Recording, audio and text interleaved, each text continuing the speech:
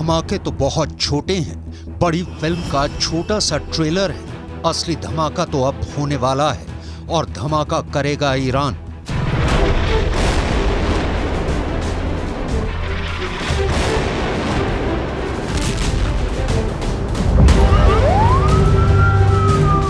Iran ने अगर बम फोड़ा तो वो दुनिया का आखिरी बम धमाका भी साबित हो सकता है, क्योंकि वो ऐसा ब्लास्ट होगा जो पूरी दुनिया की चीथड़े उड़ा देगा। ऐसा ब्लास्ट जिससे बचना नामुमकिन होगा। डर है कि ईरान सीधा परमाणु बम फोड़ेगा और वो परमाणु बम का टाइमर सेट कर चुका है।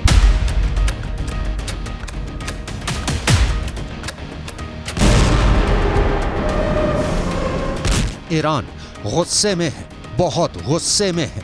गुस्से में उसने अपने दोस्त चीन से फोन पर बात की और साफ साफ कह दिया है कि इजराइल ने गाजा में अब हद पार कर दी है। उसने ईरान के सब्र का बांध तोड़ दिया है, इसलिए अब बहुत बड़ा ब्लास्ट होगा।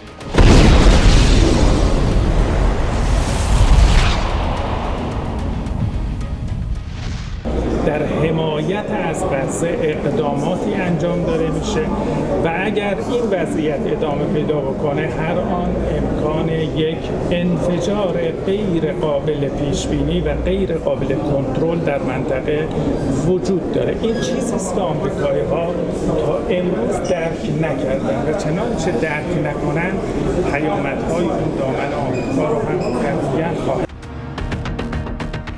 ईरान के विदेश मंत्री ने अपने बयान में धमाका शब्द का इस्तेमाल किया और पूरी दुनिया में तहलका मच गया। अमेरिका से लेकर ब्रिटेन और फ्रांस जैसे तमाम पश्चिमी देश खौफ से भर गए हैं।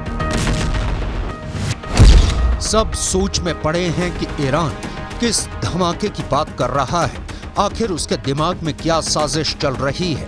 डर जताया जा रहा है कि कहीं ईरान ने परमाणु बम तो नहीं बना लिया।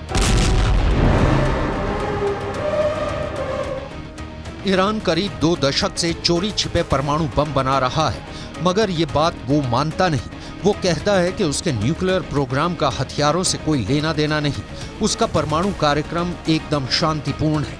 मगर करीब 6 साल पहले इजराइल ने बाकायदा सबूतों के आधार पर ईरान के परमाणु कार्यक्रम का भंडाफोड़ किया था।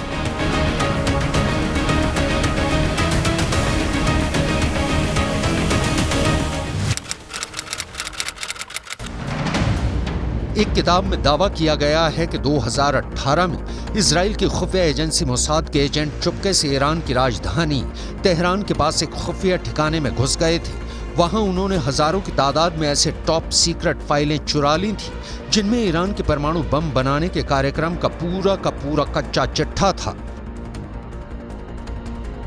इसी साल मई में अमेरिका की न्यूज एजेंसी एसोसिएटेड प्रेस ने एक रिपोर्ट छापी थी जिसमें दावा किया गया था कि ईरान ने अपना एक परमाणु प्लांट जमीन के इतने अंदर बनाया हुआ है कि अमेरिका की मिसाइलें भी उसे भेद नहीं सकती। एसोसिएटेड प्रेस ने अपनी रिपोर्ट में दावा किया था कि ईरान तेहरान से करीब 225 किलोमीटर दूर नतांज न्यूक्लियर प्लांट के पास पहाड़ों में सुरंगें बना रहा है। जमीन में 260 से 328 फीट तक गहरी सुरंगें।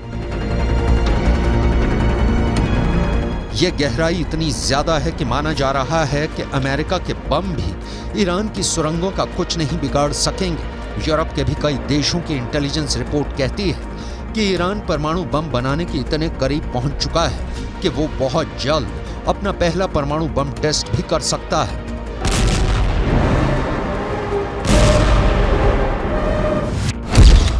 ईरान के परमाणु प्रोग्राम की जांच कर रही है संयुक्त राष्ट्र की न्यूक्लियर एजेंसी IAEA यानी इंटरनेशनल एटॉमिक एनर्जी एजेंसी का तो दावा है कि ईरान परमाणु बम बनाने के लिए इतना यूरेनियम जुटा चुका है कि महज 12 दिन में परमाणु बम बना डालेगा।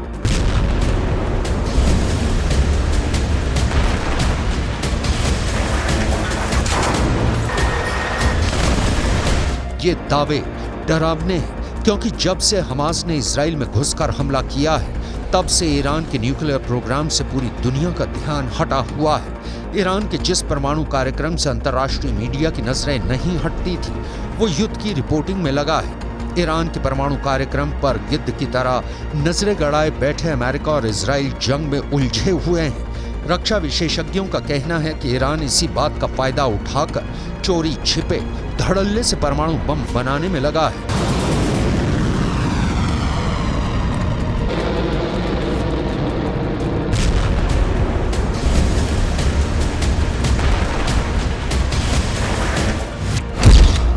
सवाल ये है कि क्या 7 अक्टूबर को हमास से इजराइल पर हमला करवाना ईरान की सोची समझी साजिश का हिस्सा था, ताकि वो पश्चिमी देशों का ध्यान हमास में भटकाकर आराम से अपना परमाणु बम बना सके। क्या बीते 2 महीने से ईरान परमाणु युद्ध की प्लानिंग कर रहा है? ईरान ने यूं ही तो धमाके की धमकी नहीं दी होगी, जरूर उसके हथियारों के जखीरे में ब्रह्मास्त्र आ गया है। ईरान की धमकी का मतलब है पत्थर की लकीर। अब वो दोबारा नहीं चेताएगा, बल्कि सीधा अटैक करेगा।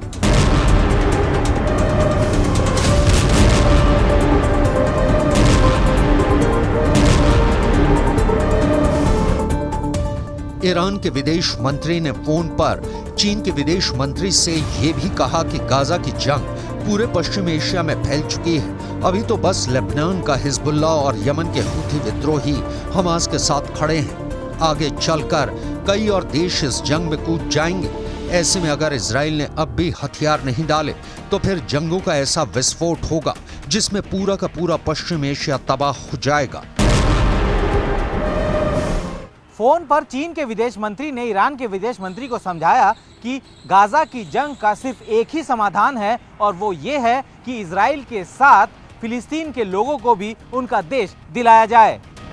मगर ईरान इजराइल को खत्म करने की कसम खाए बैठा है। वो पहले ही दो टूक कह चुका है कि पूरे फसाद की जड़ ही इजराइल है। इसलिए जब इजराइल नक्शे से मिटेगा तभी पूरी दुनिया में शांति आएगी।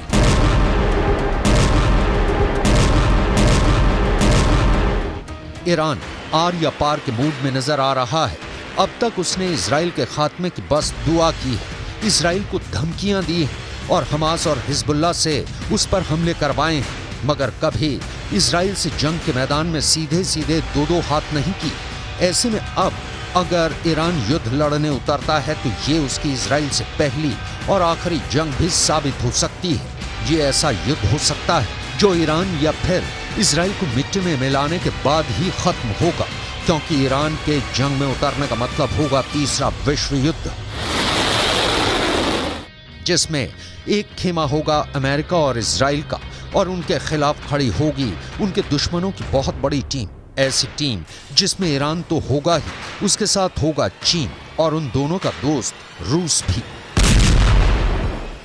अगर ये युद्ध हुआ तो शायद दुनिया ही टुकड़े टुकड़े हो जाए, क्योंकि इन सभी देशों के पास दुनिया को खत्म कर देने वाले खतरनाक परमाणु बम हैं। अमेरिका के पास 5224 परमाणु बम है और उसके साथ ही इजराइल के पास 90, और इनके साथ खड़े रूस और चीन के पास परमाणु हथियारों का जखीरा है। रूस के पास दुनिया में सबसे ज्यादा परमाणु बम है। उसके परमाणु बमों की संख्या 5889 है। यह आंकड़ा अमेरिका के परमाणु हथियारों से भी ज्यादा है। वहीं चीन के पास 410 परमाणु बम है।